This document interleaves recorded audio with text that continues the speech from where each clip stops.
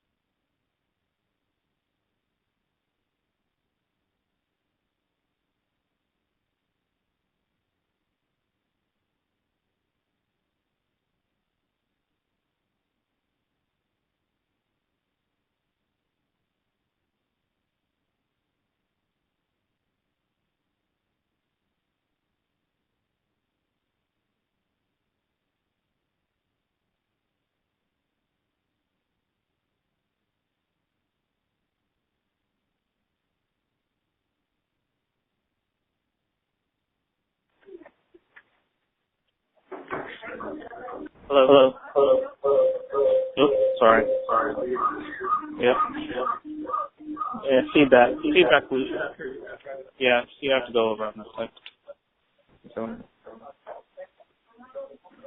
Hello, can you hear me? Are you good? Yeah.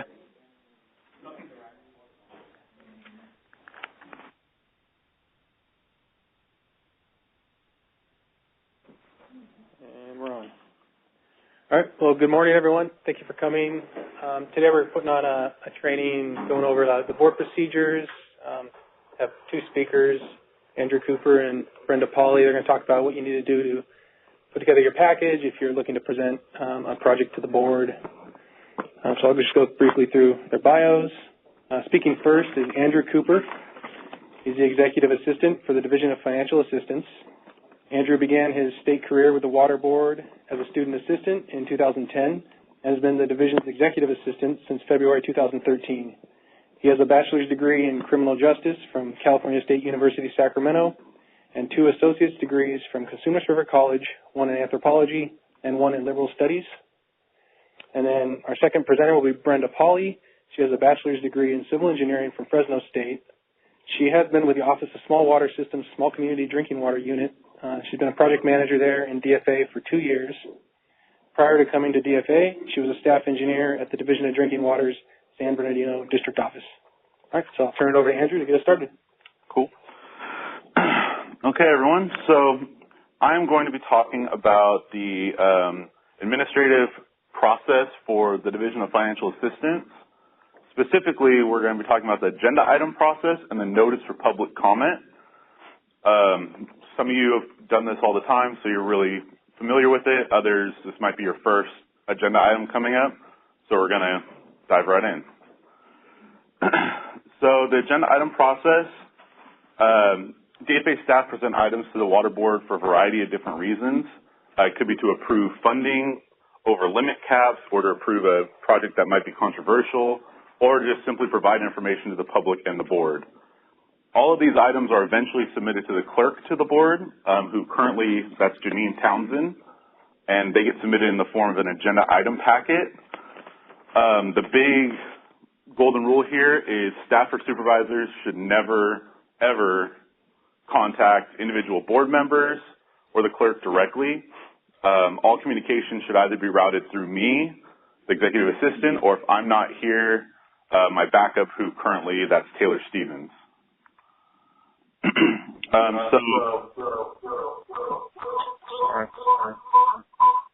One second. That's me again. So the very first step that you're going to want to do is identify which board meeting you want to actually present at. A good rule of thumb, at least for my process, is agenda packet documents are due to me 5 to 6 weeks prior to whatever board meeting date you want to go to. I know Brenda will go over this in her presentation, but the timeline for you guys is 3 months plus. So just keep that in mind when you're picking out your board meeting date. Once you figure out what date you want to go to, then you're going to want to send some kind of title, placeholder, something to me so I can put it on the board calendar. This is just an example of what the calendar looks like when you first access it. As you can see up towards the top, it has the 2017 board meeting schedule and all of the board meetings for this year. Further down, which wasn't on the slide, they also show the 2016 board meeting schedule.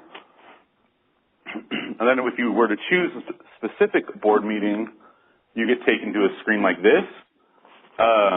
This breaks down every item being presented at that specific board meeting. So February 7th, it lists all the items at the time that I took this screenshot of being presented at the board meeting. The vast majority of the time, I would be the one who would put this information on the wiki. There are sections, units who prefer to do that themselves. If that's something your unit's interested in, let me know, and then we can work with your supervisor and arrange for you to have access. Like I know Julie Rizzardo puts a lot of her staff's items on ahead of time, and other units do as well. So once you identify the board meeting you want to go to, once you bring the item, or once you send the title of the item to me to put on the wiki, then your job is to actually make the packet. So the agenda item packet includes the following 4 documents. These are all part of the handouts that people in person have, and I have examples that will be on the following slides. Those are the agenda language form, the briefing request form, the agenda item, which some people also call a staff report, and the item resolution. There's also with the briefing request form a briefing notes document, but that's not part of the official packet, and we'll go more into that when we get to it. And on the slide, you can also see the templates for all these documents can be found on the Clerk Procedure Wiki, which at the end of the presentation, I have a reference slide for you to be able to access. So the very first document is the agenda language form. Essentially, it's just meant to provide the clerk with basic information about the item.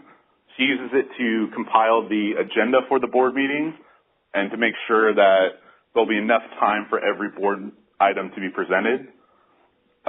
There's a couple things that you should pay attention to on this document. The first is that area boxed in red. That's the title of the item.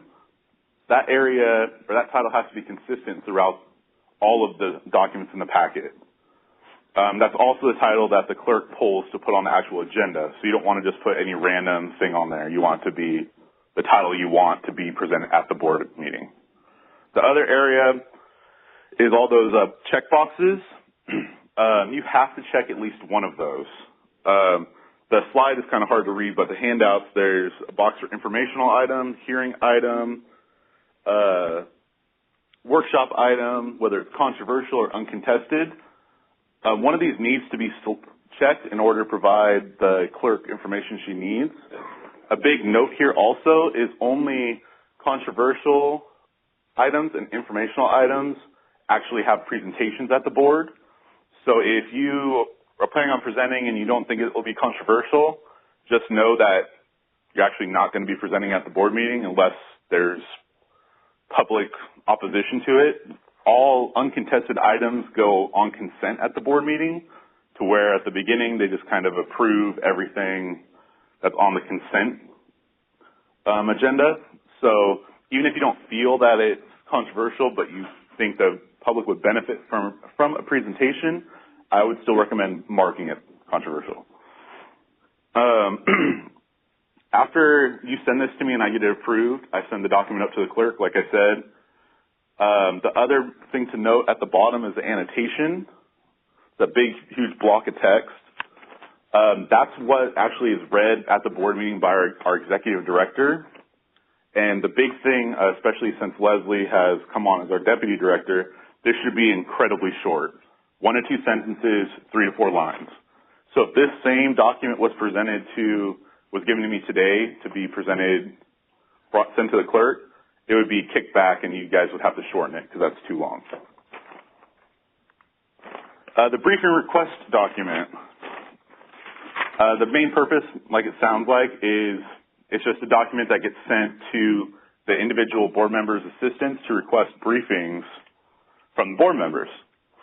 After it's approved, I send it up to the clerk. She's the one who distributes these requests to all the board members' assistants, which is why I emphasized earlier, no one should send anything directly to board members or the clerk without going through me.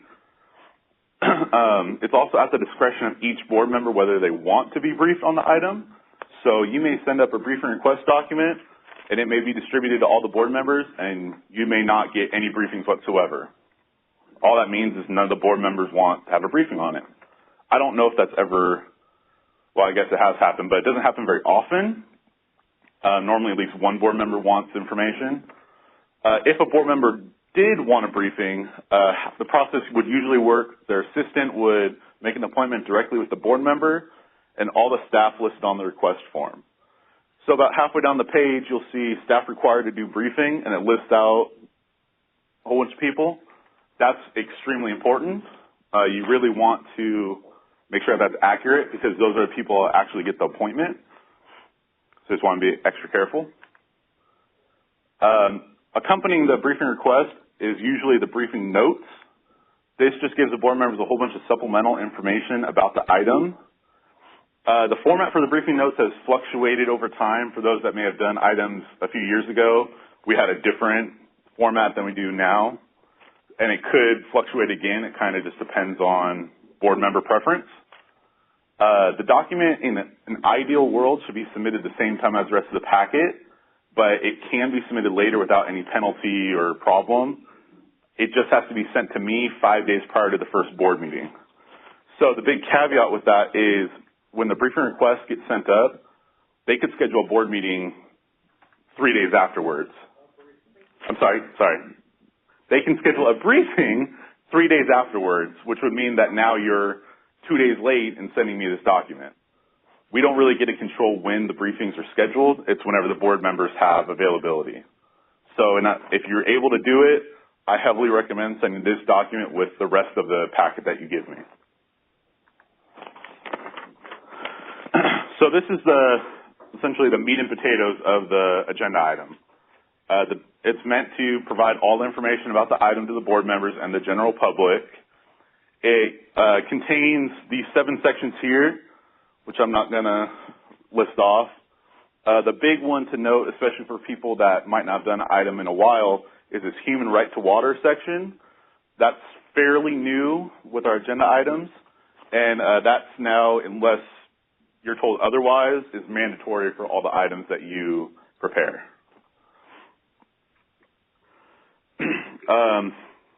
Normally these documents could be anywhere from 3 to 4 pages, 5, 6, however much you need.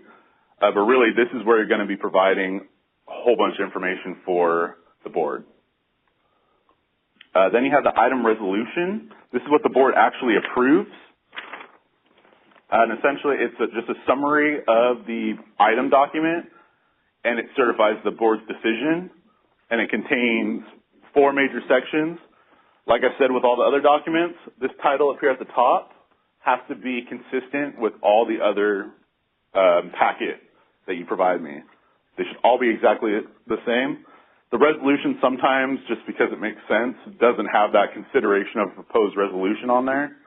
But beyond that, they should all match. The other big thing to keep in mind when you're preparing the item and resolution, they're considered 2 separate documents. So as you're going through and abbreviating things and making it clear, keep in mind that anything you abbreviate in the item document has to be explained again in the resolution. They aren't connected. So if you call US EPA and you explain what it is in the item, you can't then in the first line just put US EPA in the resolution. That just makes extra work for me. Yeah. So Leslie in particular is going to look at this. So in the item resolution, you shouldn't have anything that isn't explained in the staff report. Yeah, so for those that might not have heard Jim over the air, everything in the item resolution should be explained in the staff report. There shouldn't be new information in the resolution because it's supposed to, for lack of a better term, mirror what the item is describing. Okay? So after you put all the packet, we have questions at the end if you want to wait, or do you want to go? Okay. Well, did you list the... Hi. You list the 7 sections that needs to be in the agenda item, and one of the handout has the environmental impact, but that's not one of the 7 items. True. Is that the new section? Is actually, not you are correct. There should also be an environmental impact area. I believe that's also in every item. So I guess that the example that we provided just didn't have that in there. Well, the example was done before, so it didn't have the human right to water, but it has the environmental Yeah, so impact. the human right to water and the environmental impact are not the same thing.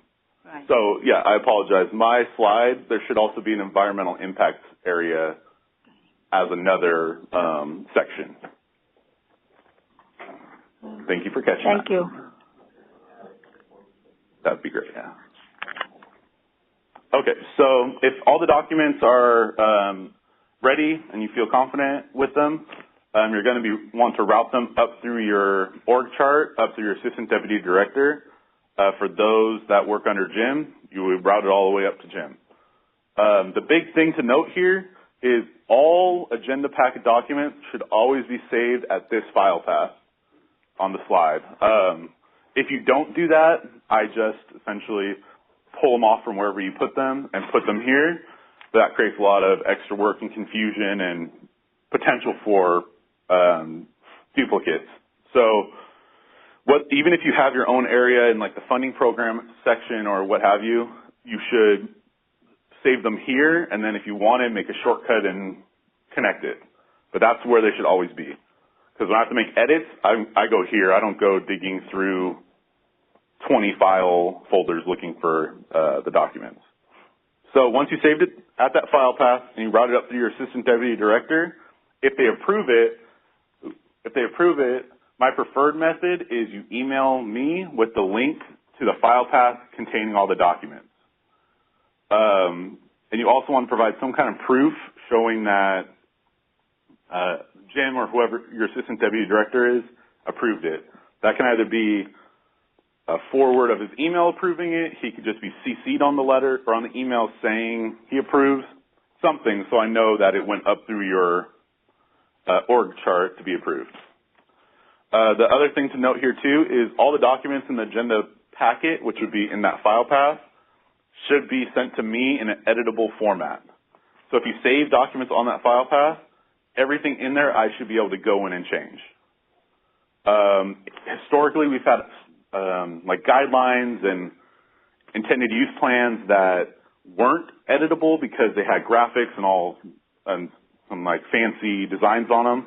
There should be a version of them that I should be able to change, and then if we needed to make it into a non-editable format because you wanted the special graphics, then we would work that out during the routing process. But 9 times out of 10, every document that I open, I'm making at least one edit on, just by virtue of what they are. So once I get them, I'll start looking through them, format, and check all the documents, and then start the formal routing process. This routing process is approvals from these 4 areas. This was designated by either the board or the clerk. I don't choose who has to approve these. It's what the clerk needs in order for the item to actually be presented. And these include legal, it'd be whoever your OCC attorney assigned to the program is. Policy, that's always our deputy director, who right now is Leslie. Fiscal, that's in DAS, and that's the budget branch manager. Right now, that's Sue Montoya. And exec, that's always our chief deputy director over our division, and right now it's John Bishop. So I would route it to these 4 people for approval. If everything goes according to plan, that route process typically takes 5 business days. So hence, that's why I need it so early, because I have to route stuff around and just is a lot of steps. The big thing to note here, even though legal is part of the formal routing process, a lot of units and sections work with their attorneys throughout the whole preparation process to get their input and minimize edits down the road. I obviously don't have any problem with that. Just know that that doesn't supersede the actual formal approvals.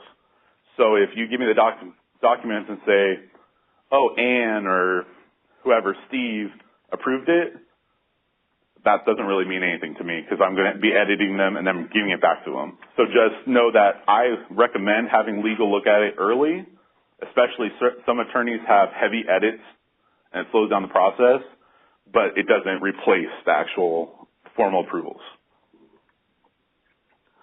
This is just an example of what the route slip that I prepare looks like. As you can see, towards the top, it's the agenda item date, all the approval people, my information, and then the title of the item, and then the due dates. Like I said, you guys are never going to do anything with that. That's just so if you see it pass your desk for some reason, you know what it is. Ooh. So during the routing process, if there's significant edits, I'll let you guys know. Typically, the edits are they don't really affect the content too much. They're normally preference changes that the attorneys make, and those ones I don't waste your guys' time saying, oh, the attorney wanted to move this sentence to here because it sounds better. That's just how it is. So if they're significant, I'll let you guys know and then make the edits. If there's no changes and all 4 of the approvals sign off, then I just scan the item resolution. I include the sign-off page and email the scan document and the editable documents to the clerk. It's pretty straightforward.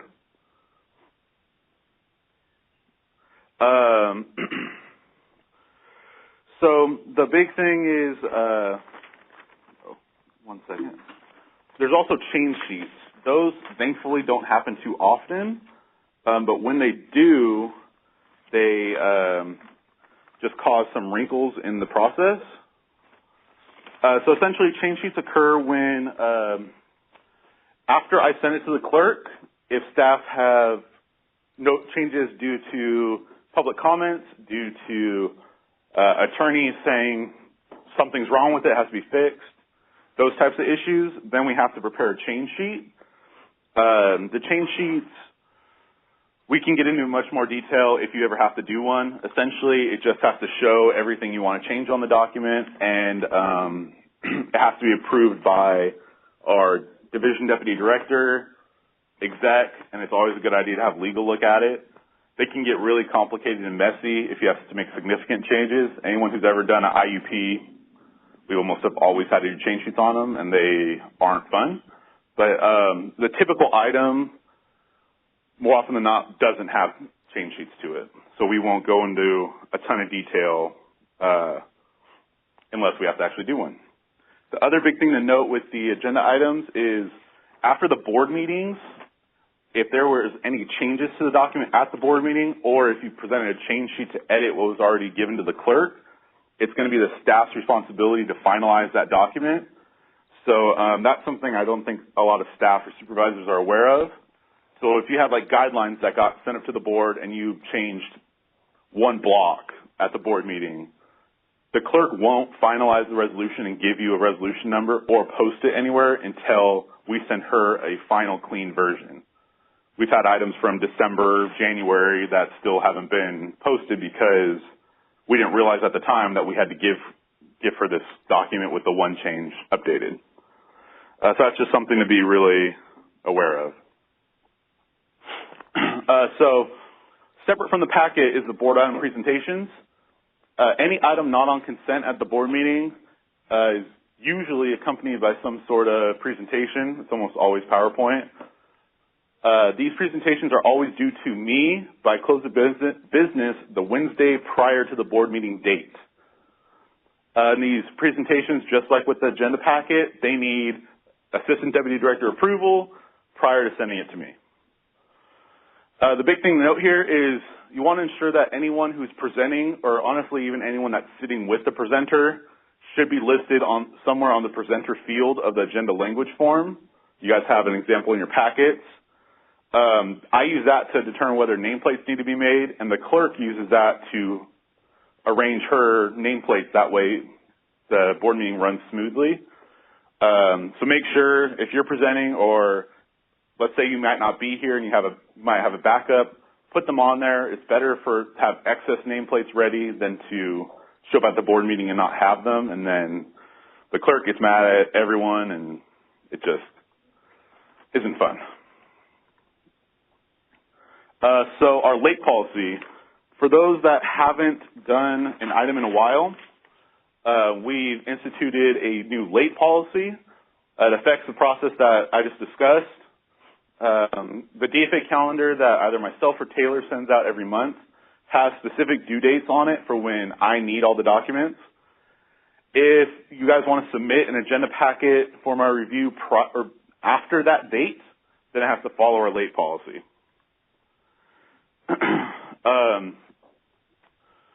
The first step is staff just has to go up their supervisor chain, up to Jim, to figure out whether the item even has to go to that board meeting. a lot of times these board meetings are they might be set not at random, but there's not a significant reason to stay at that board meeting if you're late. It might be easier to just move it to the next one.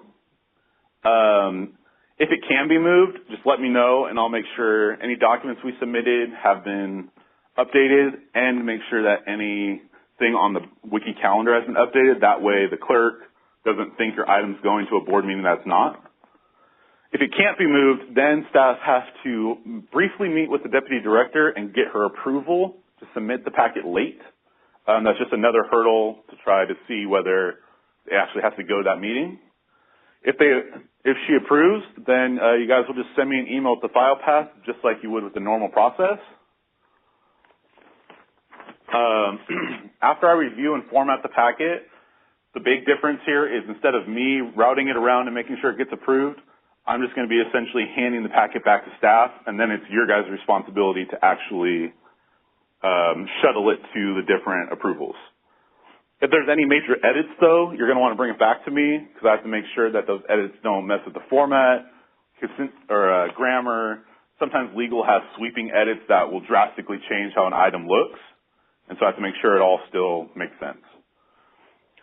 After the formal approval is complete, you guys will just give the packet back to me, and then I do the tail end of the process of preparing to send it to the clerk.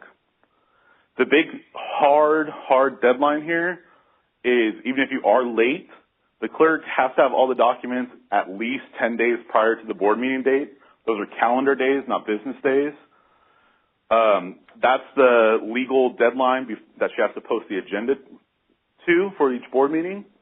Sometimes she posts early, so I wouldn't bank on, oh, I'm giving it to you 11 days before the board meeting because you may not actually go to that meeting. Okay, any questions about the actual agenda item process? Cool. So hopefully really brief here, we'll go over the notices for public comment. Some of you may never have to do this. It's typically done with documents like the IEPs, the draft guidelines, and things like that to get public comments on prior to us actually preparing the agenda packet. There's a variety of different types of public notices, but I'm going to focus on the opportunities for public comment document. That's the one that outside the cleanup fund, DFA does most regularly. So just like with the agenda item, we have another golden rule here. No public notices or any associated documents should be posted anywhere or sent to anyone outside the water board without going through the steps I'm about to show you. We've had instances in the past where we posted stuff to the program page without getting the clerk's approval, and that just causes a whole bunch of issues with how we do our process. So hopefully we won't do that anymore. So the first step is you're going to want to prepare the draft notice. You guys have examples in your handouts, and for people that are listening in, I think it was posted somewhere as well. No? If not, it will be posted afterwards, all the documents, for you to at least have examples of.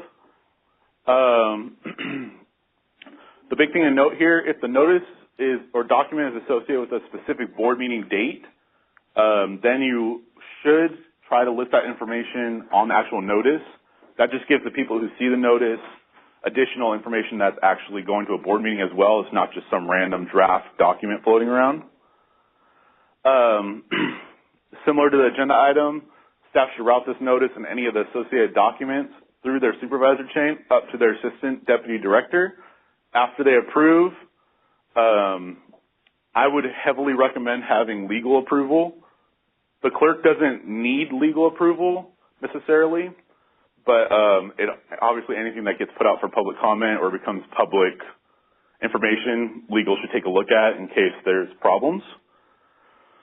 Here's just an example of the front page of one of our notices for the Drinking Water for Schools funding guidelines that we just did recently.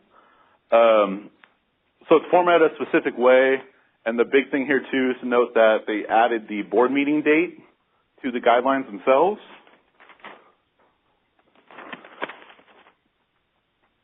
And then here's just the second page of it. The other big thing to note on the document is this section for submission and comments. They have the information for submitting hard copies or electronic copies, but there's right here in the first paragraph, there's a deadline. That deadline is pretty important. Typical deadlines are about 30 days from when it's posted, but you have to schedule accordingly because you should try not to have that deadline be well after I should get the agenda packet if it's going to the board, because then we're already going to be behind the ball with routing stuff around. So you have to try and juggle when you're going to go to the board meeting, when's the deadline, so when do I need to submit the documents to me. And here's just the last page. Like I said, it's formatted a specific way. Janine signs off on it. So after you get approval from your assistant deputy director, you'd email the file path with proof of approval and of the notice and any associated documents to myself. Ideally, you should also include somewhere the web address for the program page, because Janine uses that to link for additional information. And I will route the packet to Leslie, our deputy director, and then to exec. It's usually John Bishop, our chief deputy director. Once it's approved, I give the Word versions of the documents to the clerk. She goes in and potentially will make some further edits, which is why you don't want to post it prior to getting her approval. Once she's signed off on it, she'll post a notice in and associated documents to a specific web page on the Water Board website. It's listed on the reference slide at the end of the presentation. And then she'll give me the quote-unquote final notice for me to distribute back to program staff. So really you just want to be careful. Like I said, you don't want to post things that shouldn't be posted until it gets all the approvals. So any questions about the notices?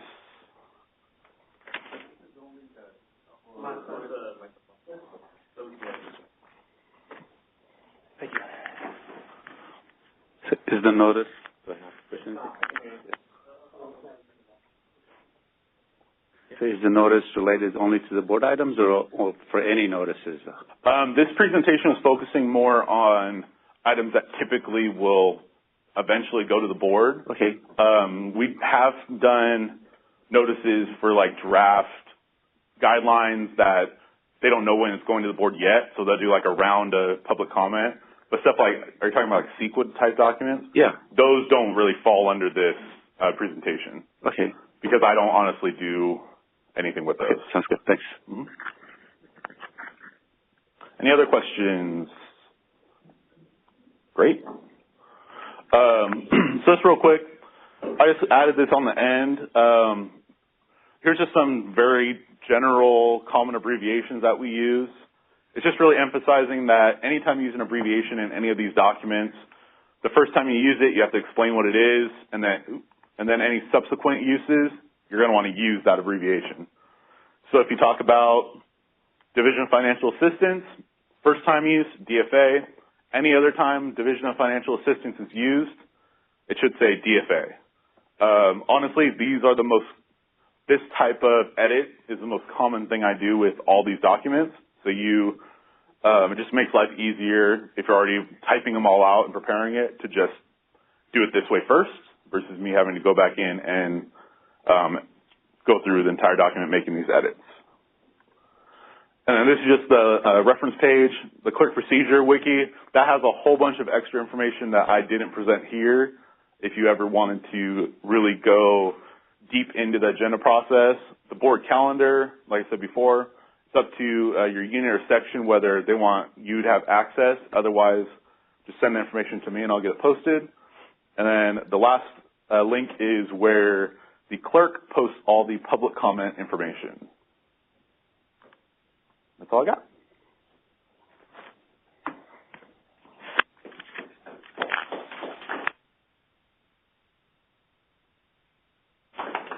Okay, thank you, Andrew. That was awesome. Okay, so let's see, we are in the schedule. We actually have quite a bit of time here. Does anybody want to take a short break, or are we okay moving forward? So we'll go ahead and move forward. Our next presenter is Brenda Pond.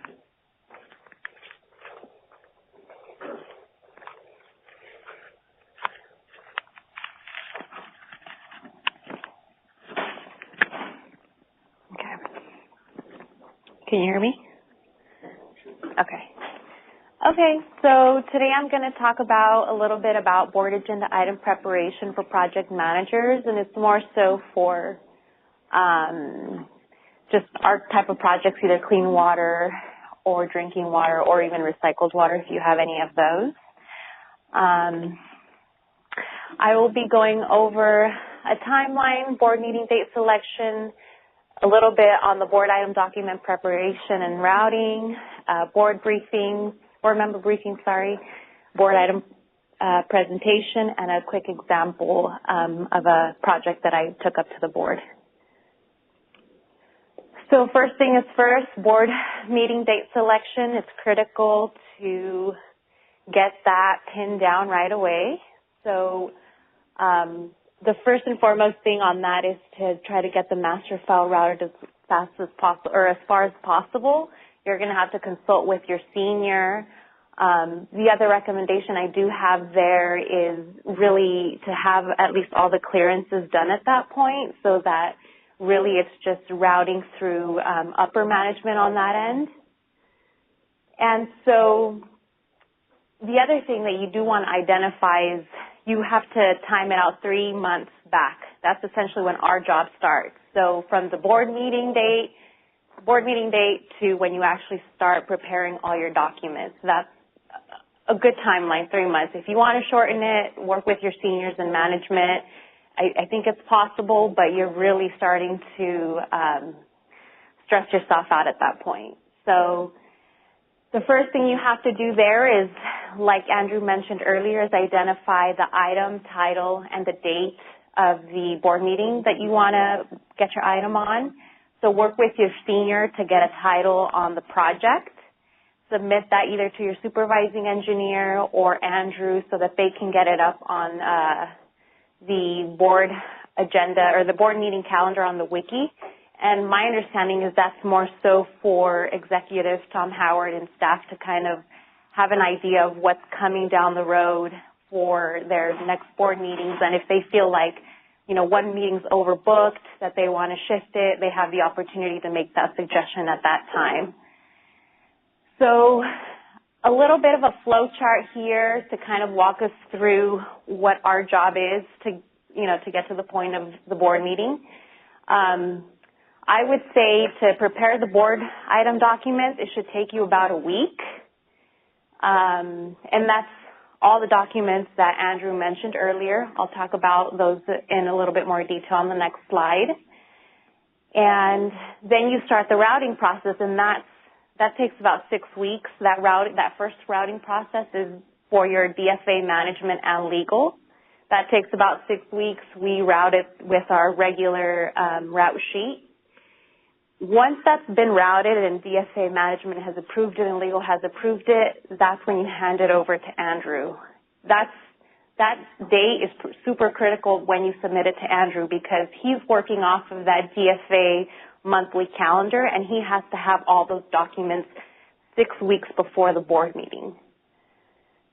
So once you hand off those documents, the board documents, to Andrew, then you start working on your board member briefings, if you have any, and or a presentation if it's a controversial item.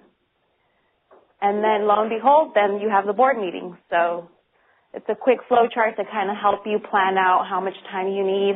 Like I said, I think it can be shortened sometimes, but you're really pressed for time at that point, and it's a lot of stress. You don't need it. So board item document preparation and routing process. You have those 5-6 items: the agenda language, item, resolution, briefing request form, briefing notes. I do recommend that you do all of them, complete them all in 1 week. It may take you a little bit shorter, it may take you a little bit longer, but 1 week you should really shoot for that. So the critical piece for that agenda language, and I think we have an example, it's that one with the check boxes. That's where you kind of identify if the project's going to be controversial or uncontested. And again, if it's a controversial item, you're going to present.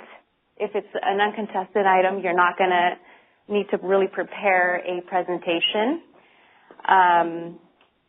Really the key on that is, work with your senior to determine whether this is the controversial item or not, whether it's a high-cost project or whatever it may be. Work with your senior and management to kind of make that determination on whether this is the controversial item and whether you should prepare a presentation for that. Agenda item, that one's a larger document. If you can get that one complete first, you're golden. Then you can start doing your resolution, the language, the briefing request form, your briefing notes. So I would really emphasize on working heavily on that agenda item because that one has a bulk of the information that you're going to use to develop the rest of your documents. One thing I will note on the briefing request form, and I think Andrew mentioned it, was just to identify the staff and the management that are going to sit in with you when you do the board briefings with the members. Make sure you include all the staff that are going to be present there with you or should be there with you. Jim?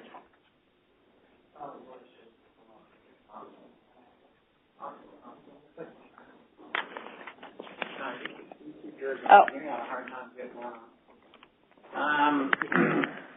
So one thing I was thinking of as far as controversial or uncontested, that I don't know if I've explained clearly to everyone, but if an item goes uncontested, then you've hopefully all seen a board meeting, they will vote on that item or items, and that will pass through. If an item comes off the consent calendar, I'll pick on Andrew. If an item comes off the consent calendar, what can the board do? Let me give you a multiple choice. That might help you. If it comes off the consent calendar, can they vote no on the item? Can they vote yes on the item? Can they change the item? Tell me which of those they can do. I think they can vote no. I don't think they can change it, right? So Andrew is saying that they can vote no. And then it will either represent later or do something else with it. And then if I can restate it, you said they can vote yes, obviously. That's hopefully what they normally do. Sometimes they vote no. But you said they can't change it. That is correct. On a consent item, they cannot change it. So let me just emphasize that. So why would that be? The reason being is more from a standpoint of noticing. If they change it at the board meeting, but they noticed it as a consent item, it's interpreted by everyone that would have been attending that it's going to either pass or fail based on that item, and there won't be any discussion on it. So if you know that you're going to have an item that there might be a potential for it to change, do not put it on consent, because then your choice is either pass or fail. And the only other option that I didn't bring up or give Andrew the option to choose is they call it remanding back. They would send it back to the division to redo and bring it back to a future board meeting. Julie has a comment. Okay. So just to add on to what Jim's saying, one way that you might have an idea if your item would be controversial or not is even if you haven't gotten formal comments or complaints, if you know that there's somebody in the area of the project who've been dealing with one or more people that are constantly contacting you or the applicant about the project, and you think they might be showing up at a board meeting, or they even tell you, hey, I'm going to plan to show up at the board meeting, that's a key thing that you want it to go on the regular board agenda. You don't want it to go on the uncontested because of exactly what Jim was saying. So if you have questions about what would kick it into those two categories, talk to your senior. Seniors, come talk to the supervisor.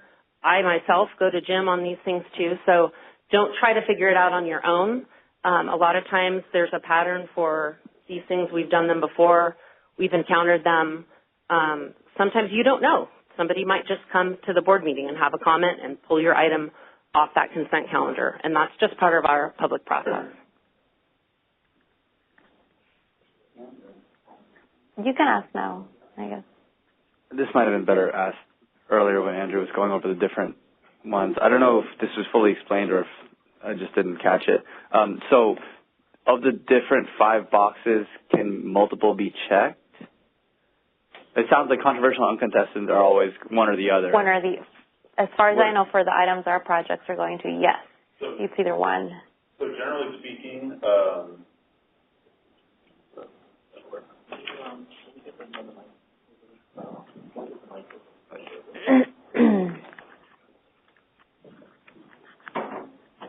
so generally speaking, one of those boxes, only one can be checked. Informational items generally aren't controversial or uncontested because you're just presenting information. Yes, exactly. Yeah. Workshop and hearing items, honestly, since I've been doing this, I've yet to submit a workshop or hearing item for our division. So for our purposes, your options are really informational item, controversial, or uncontested. And actually, on the sheet that I gave you guys, or the printout that you guys have for that agenda language with the boxes, I should have actually checked controversial. I kind of jumped the gun and I ended up doing uncontested, but, you know, after talking with management further, it was like, no, this project should probably go into controversial. We're going to have a presentation. So the example that you have in the handout, it shouldn't be uncontested. It should have been controversial.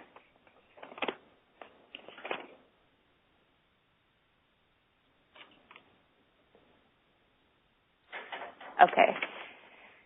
So once you've, put all your documents together, you start routing it through your DSA management and legal. Like Andrew said, it's preferable that you start getting legal involved pretty early on so that you can address comments sooner rather than later.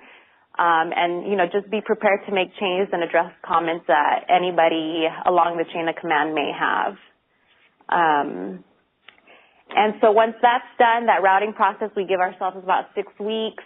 You submit that. You submit the final document to Andrew so that he can start the second routing process, which is amongst the executive staff. Oh, that's terrible. But the link at the bottom in the blue, that's where you can find all the documents. I mean, it's a good reference. Just go in there, look at all the previous board projects that have been presented and use that as an example to kind of develop your board documents.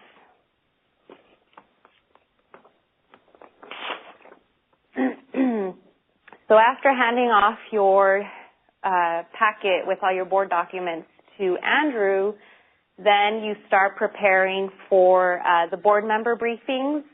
And those may begin as soon as, like Andrew said, 3 days after. I think I've had one where it was like the next day or in 2 days right after I submitted everything, they started requesting briefings.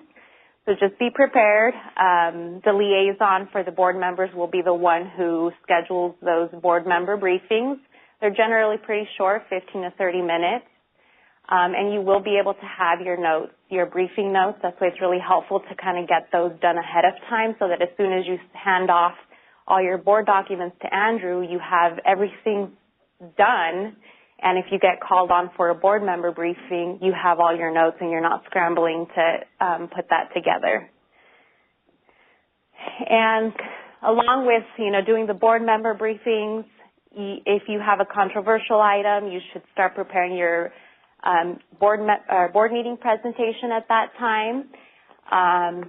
The presentation is due to Andrew on the close of business day, on Wednesday close of business day before the board meeting, and always have a flash drive or, USB backup with a presentation on it just in case. a little bit more on the board meeting presentation. These typically should be pretty concise but thorough. I used a lot of my board member briefing notes, just kind of compress those. It should be 5 to 10 minutes in length, and always be prepared to also, have your slides, but be prepared to present without them. So just, be aware that you may not have something to kind of prompt you on what to say next. Just kind of be prepared to kind of go off your notes and still keep it short but thorough. And again, have a flash drive with a presentation on it. It's due to Andrew Wednesday, close of business day before the board meeting. Practice with the crowd, with your senior, your supervising engineer, fellow coworkers. They can critique you, give you some tips on what to do, what not to do, how to modify your presentation.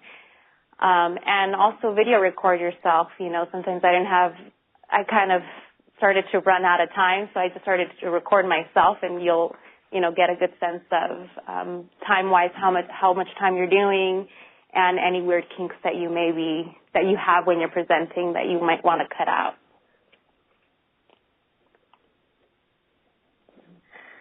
And then other things to Julie?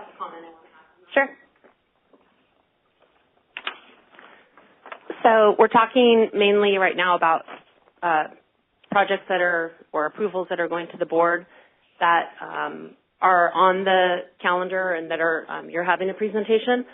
I would, just so you guys are aware, I haven't seen it happen as much in our division, but especially in water rights and water quality and some of the other divisions, a lot of times you will see projects that are not they're on consent, so they're not on the calendar, and you kind of think, oh good, it's on consent. You walk on in that day, you're not really prepared to give your presentation, and then all of a sudden somebody from the public does show up, or a board member has a question. They're kind of looking in the audience to see the senior, the supervisor, the project manager, and they might have a question. So I would say even if you don't have a formal presentation or a PowerPoint that you need to have, I would just get in the habit of, even if your item's on consent, it's my little insurance policy. I always write like about 3 sentences about the board item that's going, just with some basic info, just kind of take it right from the item. That way, if there's any kind of, hey, can you give us a quick, blurb on, what is this project again, if it does get pulled off consent, because that has happened to me before, and I've been really glad that I had a really informal couple sentences jotted down. So always kind of be ready for a presentation, not necessarily PowerPoint, but always be kind of thinking like, hey, I could be asked at any time to just say a few words about the project. So, and seniors as well, but I think project managers, you guys know this stuff backwards and forwards. So seniors and supervisors, we're looking to you to come up with us a lot of times if there is a question. So just kind of always be ready. Yeah, and so, seniors and supervisors might be up at the podium with you when you're presenting, but you, the project manager, will be the one kind of conveying the information. So just, always remember that. And then a couple things to consider, just based on experience and or things that I feel like moving forward we're going to start running into. Always just confirm with Andrew that a name card has been created or prepared for you, and everybody was going to be up there with you at the board meeting. And then any changes to the board item or resolution always significant changes require a change sheet prior to the board meeting. I'm not sure. Can you confirm that, Andrew? Or so change sheets in theory are supposed to be prior to the board meeting, but due to time constraints, we have had change sheets that are brought and presented at the actual day of the meeting, and I believe with those we don't actually need an official change sheet. We just kind of say this is what we're wanting to do. I think I'm correct in that, right? Very little. This has changed a lot over the years since I've been here. Over the 15 years or so, we've done it different ways, but essentially, yeah, if it's happening that morning or late that night before, we get some wild comment or we get some last-minute thing that needs to change, we don't have time to have Janine publicly post a change sheet on the website. So we're essentially not able to give public notice of that change, but we are able to, during the board meeting, you'll see this sometimes, especially with water rights, you'll see them pop the item up on the screen, and you'll see legal staff, normally legal staff, reading through the item and then seeing what's going to get strike out and what's going to be added. And so sometimes we will have copies of something in the back of the room, but if it hasn't had time to have a formal change sheet go through, it's really important that Janine be given a copy of what we're proposing to change, because every board member needs to, at a minimum, have a hard copy of what change we're talking about, right? So that, and I had this happen recently, the last 6 months with a board item where we didn't have an official change sheet, we didn't have enough copies for Janine. It was just kind of a giant mess. And I think if we had to do that again, I would have coordinated with legal sooner, and legal could have really helped us out. They could have helped us draft the changes. They could have helped remind us, like, yeah, get Janine copies, and they could have even communicated with board members to say, hey, we have some changes. How would you like this to go tomorrow? And a lot of times you'll see our legal staff talking to Michael Loffer, who's chief counsel, and Michael Loffer is the master of the on-the-fly change. So if you do have changes that come up as a result of, you know, somebody just attends the meeting and they come up and talk, Michael Loffer will sit there and actually help you make the changes at the board meeting.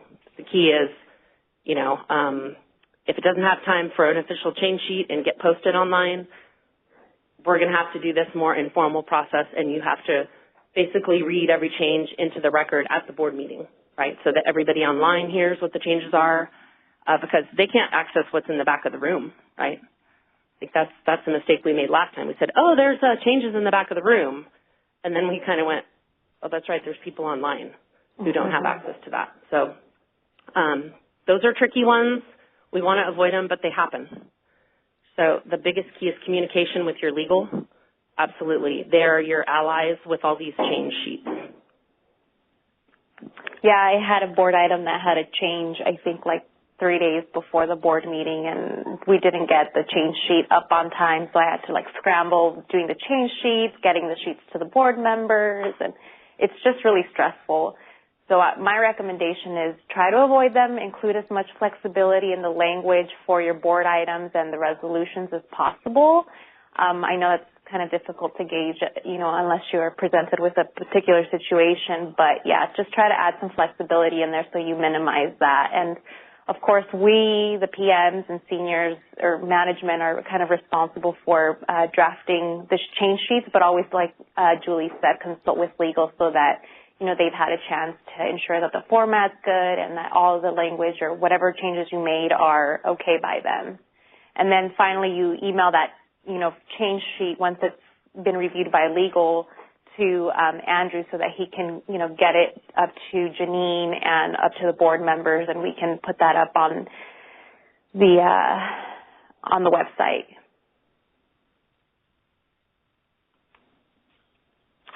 And then again, I think Julie mentioned this earlier, if a board item is uncontested but there's a change sheet, the item could, or a really last minute change, the item can get pulled off of uncontested, and then you would have to kind of give a brief presentation on the project. You typically end up highlighting the proposed changes on the project, or you know, whatever it was that you changed on the item and the resolution. So like Julie said, just always be prepared to further discuss the project or any changes that you make last minute to the board item and resolution. Another thing to really consider is the board resolution signature process does take 6 to 8 weeks. So like after the board meeting, Janine and the board members, they essentially have 6 to 8 weeks to get you a signed resolution. So this may affect your funding agreement. If it's a funding agreement issuance, it may affect that timeline.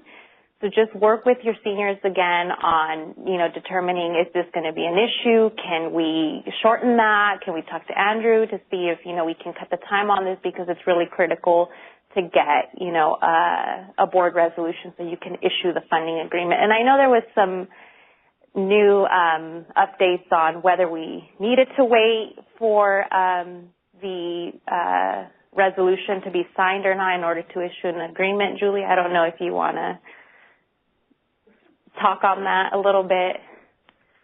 So I have been talking with Josh and Lance and with legal as well. So we're working on some changes to this so that we would be able to execute an agreement without an actual resolution number, and then catch it, say, on the FBA or something, then throw the actual resolution number in. So stay tuned on that. I know this has been a real big bugaboo for you guys trying to get a project, especially if they're trying to hit a construction time frame or they have a compliance order that they need to meet a certain time frame for completing construction. So stay tuned for that, because that's been a real issue. We've had projects where even after 6 to 8 weeks, we still don't have a resolution number. So we are working on a process where we could execute agreements without having the actual resolution number. Thank you. And finally, a board item example. This is probably more of the normal, controversial but still normal process. This board item went up on January 4th, and it was to authorize the deputy director to exceed the 30,000 per service connection threshold that we have. And it's due to the IUP. And it was controversial because it was obviously a high per service connection cost, and because there will also be a second phase to this project. So that kind of, made management a little bit more wary of, we should probably present this so that the board is aware and the public is aware that this is the phase 1 of a phase 2 project, and it's a high cost project. And with that, that's all I have. If anybody wants to, speak on their experiences or have any questions for future board items, feel free to ask. Kim?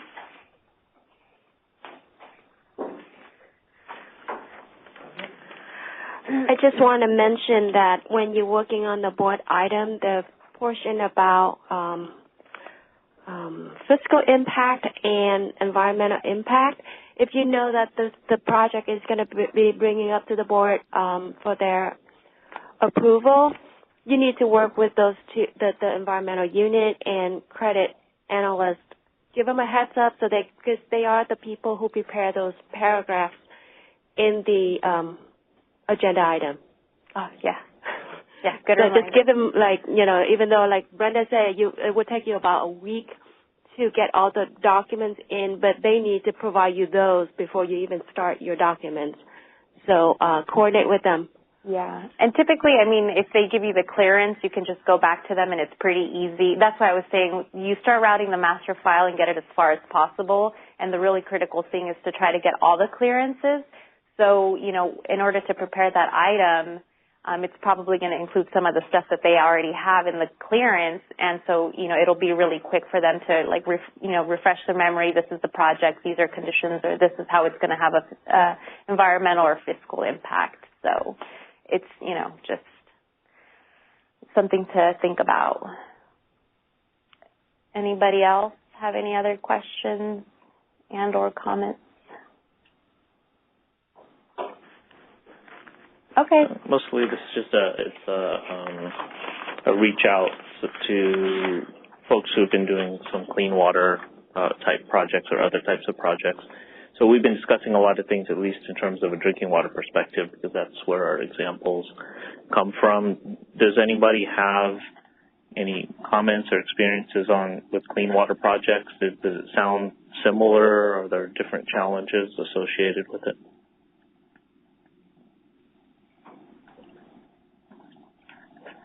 I think process-wise, it's very similar, no matter what type of project, even for, if you worked in the stormwater, Prop 1 stormwater or Prop 1 groundwater program, all the process would be the same.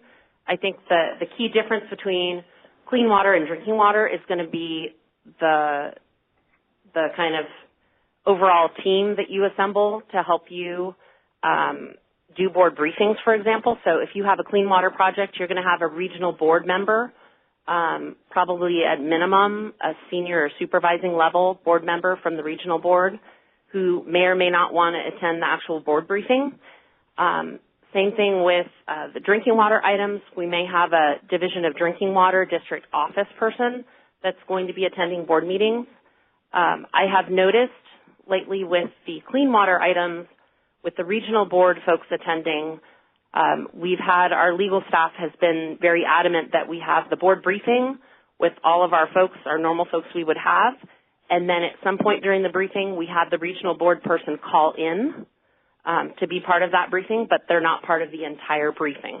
That is a call that your legal staff will make. They will let you know if it's something where the regional board or district office person can be in the whole briefing, or if there's a certain part of it that we might want to discuss that doesn't involve the regional board or the district office. Again, I haven't really seen us tell a district office for a drinking water project that there's a part of the briefing they can't attend. I have seen it happen with clean water, and I think it just really has a lot to do with the way the regional water boards are structured.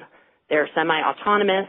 They sometimes have decisions that are different than the state level decisions that may or may not be in conflict with it, or there might be issues that are pending before the regional board that may be related to this or that project. And these are things that your legal staff will let you know. So really it's just a difference in your overall team makeup. So whether you have a regional board person or a Division of Drinking Water district office person.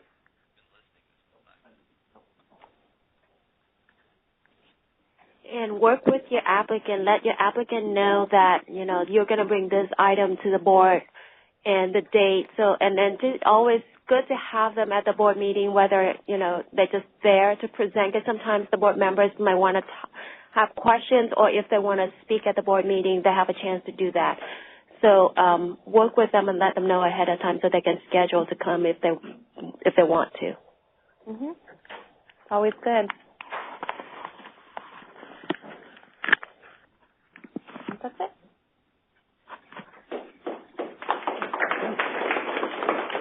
All right, thank you, Brenda. And I'd like to thank everybody for attending. If there are no other questions, then I think that concludes our presentation. The slides, any modifications to the slides will be done and posted on our wiki.